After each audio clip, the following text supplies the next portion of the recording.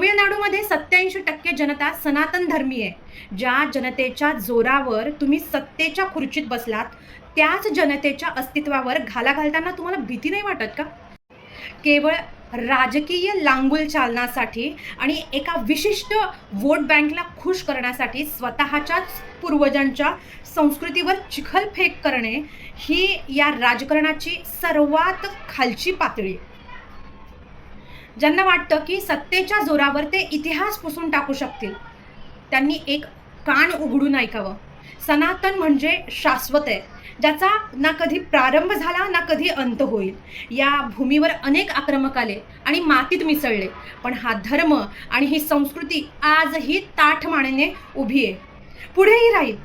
जर आता अशा प्रकारची प्रक्षोभक आणि विषारी विधानं राज्याच्या पवित्र विधान भवनात केली जाणार असतील, तर लोकशाहीचा हा सर्वात मोठा अपमान आहे. राजकारण हे विकासाच्या मुद्द्यावर असावं, कुणाच्या श्रद्धेचा बाजार मांडण्यासाठी नाही. या विधानाचा संपूर्ण देश आज तीव्र निषेध करतोय.